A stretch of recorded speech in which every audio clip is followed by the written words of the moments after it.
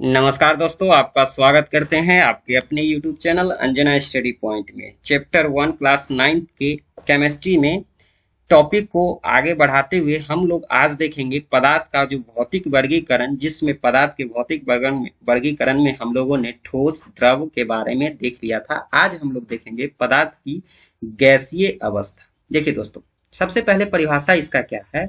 हम क्या बोले थे कि किसी भी पदार्थ का यानी ठोस द्रव और गैस को परिभाषित करने के लिए, अंतर स्पष्ट करने के लिए दो चीज पे ध्यान देना, आयतन और आकार। हम बोले थे ठोस का जहां आयतन आकार निश्चित था, द्रव का आयतन निश्चित, आकार अनिश्चित। जबकि गैस की बात करेंगे तो गैस में दोनों अनिश्चित होता है, न ही इसका आयतन का कोई फिक्स है और न ही उसका आकार का। जैसे अगर हम वायु की बात करेंगे, हवा की बात करेंगे, क्या आप लोगों ने कभी भी ऐसा कहा है कि दोस्तों एक काम करो, हमको 1 kg हवा दे दो? तो इसका जवाब है जी नहीं दोस्तों।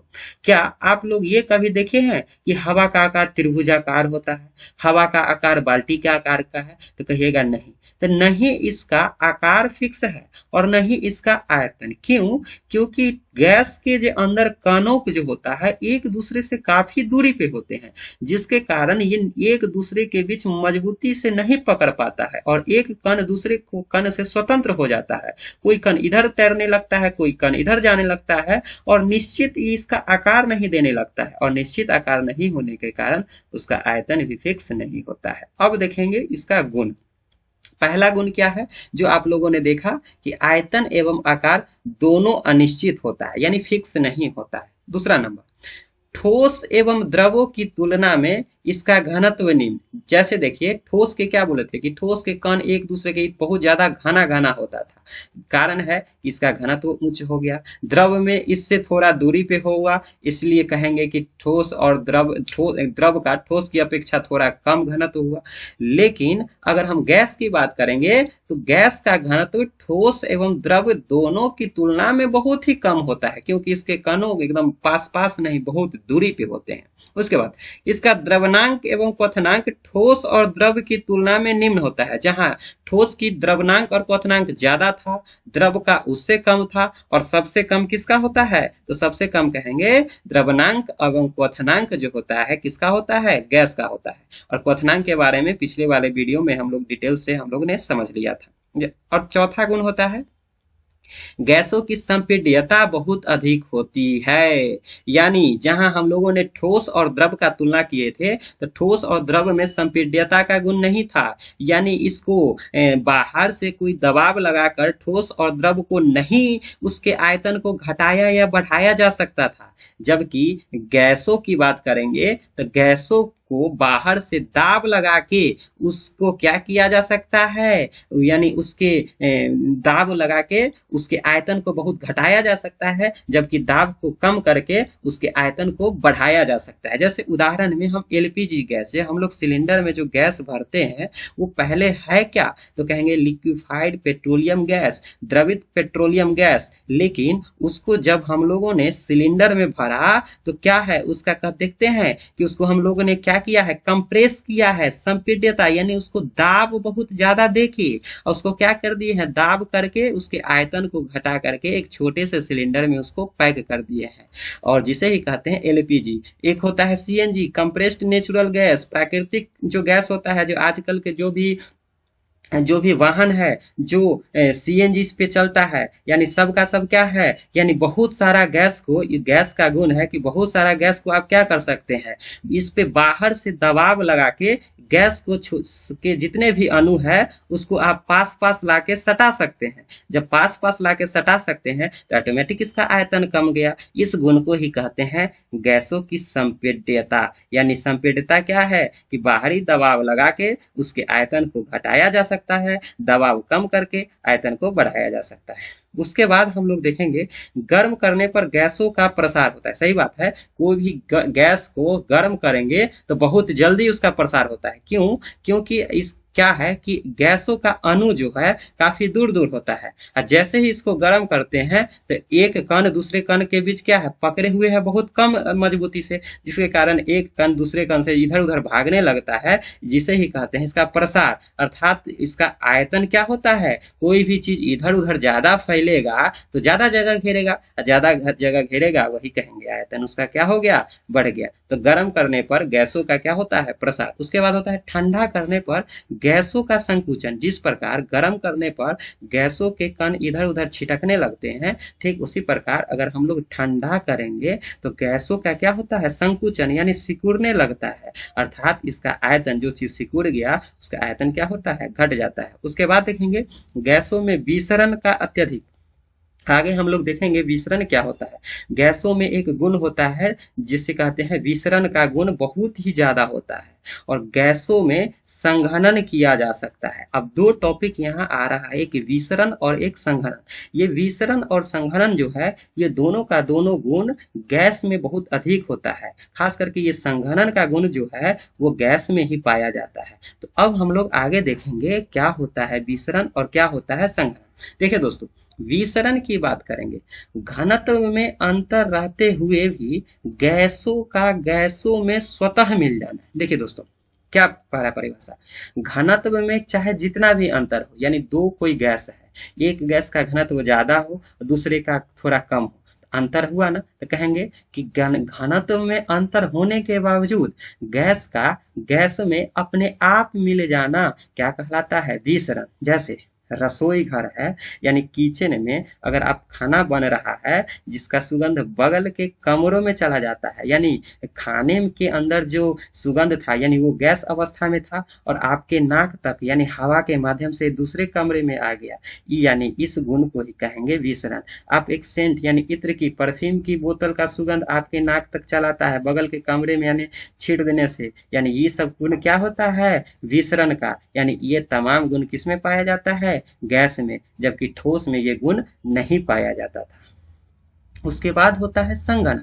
देखिए संघनन क्या होता है, हम लोग को मालूम है कि किसी भी चीज को यानी ठोस को अगर आप टेम्परेचर देंगे तो ठोस पहले बदल जाता है द्रव में, अगर द्रव को भी अगर टेम्परेचर देंगे तो द्रव बदल जाता है गैस में, यानी वो भाप बन के उड़ जाता है। यानी बर्फ को अगर तापमान देंगे तो पानी बनेगा, अब पानी को गर्म करेंगे तो वो भाप बनेगा, यानी पहले ठोस तब द्रव तब गैस। लेकिन संघनन क्या होता है कि अगर कोई चीज गैस अवस्था में है, अगर गैस से द्रव बनाना, देखिए ठोस से द्रव बना रहे हैं तो ये क्या हो गया, ये द्रवनांक, यानी कि ठोस से आप द्रव बना सकते हैं तापमान देके, जबकि गैस से फिर पुनः ठोस बनाना, इस प्रक्रिया को कहते हैं संघनन। यानी क्या कहेंगे, पदार्थ का गैसीय रूप से किस चीज में बदलना, द्रव में बदलना संघनन कहलाता है। जाहिर सी बात है, अगर आप द्रव में तापमान दिए होंगे तब गैस बना, तो इसका विपरीत सोचिए, अगर तापमान निकाल लीजिए यानी ठंडा करें, ठंडा करेंगे तब ना ये द्रव से यानी गैस से द्रव में बदलेगा। अर्थात यहाँ पे आप लोगों ने क्या देखा कि अगर आपको गैस से द्रव में बनाना है तो क्या करेंगे, दाब को बहुत ज्यादा बढ़ाना होगा और तापमान को क्या करना होगा, बहुत ही कम, तब वो क्या बनता है, ये गैस जो है द्रव में बदलता है। गैस से द्रव में बदलना ही संघनन कहलाता है। इसके लिए दो चीज का होना बहुत जरूरी है, एक है कि आप बहुत ज्यादा द्रव, जैसे हम अभी उदाहरण बोले थे कि गैस में यानी एलपीजी जो गैस होता है वो गैस अवस्था में रहता है, जबकि सिलेंडर में भरते हैं तो वो द्रव अवस्था में, वहां पे क्या किया हो गया, तो गैस का संघनन किया है। अर्थात संघनन में क्या करना होगा, देखिएगा कोई भी सिलेंडर गैस में उसको जैसे थोड़ा भी खोल के आप चेक कीजिएगा, देखिएगा बहुत प्रेशर से वो निकलता है, यानी उसका दाब बहुत ज्यादा होता है। यानी किसी भी गैस को, किसी भी मान के चलिए कोई भी गैस होता है, कोई भी मान के चलिए गैस है, इस पे बाहर से दाब लगाइए, बाहर से दाब लगाइए, दाब कितना, बहुत ही ज्यादा, तो सब गैस आपस में आने वाले में क्या होगा, एक जगह सिमट जाएगा, एक जगह जब सिमट जाता है तो यही गैस जो है वो द्रव अवस्था में बदल जाता है। लेकिन सिर्फ जरूरी यही नहीं है कि दाब को बढ़ाइएगा तो गैस द्रव में बदलेगा, इसके लिए तापमान का होना जरूरी है, और वो तापमान क्रांतिक तापमान से अधिक नहीं होना चाहिए। अब यहाँ पे आ गया क्रांतिक तापमान। देखिए क्रांतिक तापमान किसको कहते हैं, जिस निश्चित ताप से अधिक ताप पर गैस संघनित नहीं हो सकता, चाहे दाब कितना भी अधिक क्यों ना हो, उसे ही कहते हैं क्रांतिक तापमान। उदाहरण से समझिए, मान के चलिए अगर यहाँ पे कोई गैस था, अगर क्या था, गैस था, तो आपको पता है कि गैस से हमको द्रव में बदलना है। तो गैस से द्रव, मान के चलिए कि पानी था, अगर पानी कितना डिग्री, 100 डिग्री सेल्सियस रहेगा, इससे जैसे ही कम हो जाएगा तो कहेंगे कि ये द्रव में बदल गया। मान के चलिए अगर पानी ऊपर वाष्प बन के उड़ा होगा तो जाहिर सी बात है कि उसका टेम्परेचर 100 से अधिक होगा। अब क्या है, अगर यहाँ पे संघनन कराना है, फिर अगर गैस से हमको द्रव में बदलना है, तो एक तो पहला काम को दाब को बहुत ज्यादा बढ़ाना होगा, इसको बहुत ज्यादा दबाएंगे, बहुत ज्यादा दबाएंगे, साथ ही साथ तापमान को बहुत कम करना होगा, और वो तापमान क्रांतिक तापमान से अधिक नहीं। अब मान के चलिए तापमान को कम, मान के चलिए गैस का यहाँ टेम्परेचर 110 रहा होगा, 110 से थोड़ा कम कीजिए 109, 109 से थोड़ा कीजिए 108, ऐसे कर करके आप देखिएगा कितना भी आप 109, 8, 7, 6, 5, 4 कुछ भी कर लीजिएगा, ये द्रव अवस्था में बदलेगा? तो कहिएगा नहीं, द्रव में नहीं बदलेगा। कब? जब तक उसको 100 डिग्री सेल्सियस न मिल जाए तब तक वो द्रव में नहीं बदलेगा। तो ये जो एक फिक्स तापमान है ना, इससे जैसे ही आप ज्यादा बढ़ रहे हैं, यानी क्या हुआ, जिस निश्चित तापमान, एक तापमान फिक्स है, इससे जैसे ही अधिक ताप पर गैस जो है, चाहे आप कितना भी दाब लगा ले, वो द्रव में नहीं बदलता है। अर्थात उस तापमान को ही कहते हैं क्रांतिक तापमान। यानी जैसे ही किसी भी द्रव को क्रांतिक तापमान के बराबर आ जाता है तो कोई जो गैस है वो द्रव अवस्था में बदल जाता है।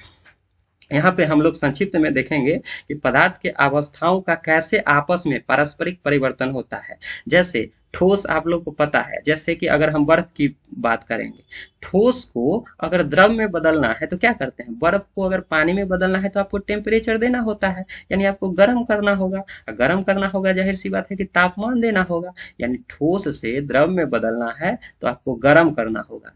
द्रव से आकर आपको गैस में बदलना है, यानी पानी को अगर भाप बनाना है तो आपको गर्म करना होगा। इसके विपरीत अगर गैस से द्रव में बदलना है तो आपको ठंडा करना होगा।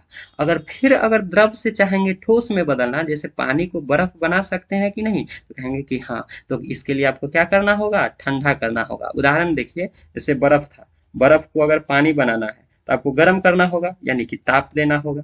पानी से भाप बनाना है तो क्या कीजिएगा, ताप दीजिएगा, यानी गर्म कीजिएगा। अगर भाप से पानी बनाना है तो ताप निकालना होगा, यानी उसका अर्थ है कि आपको ठंडा करना होगा।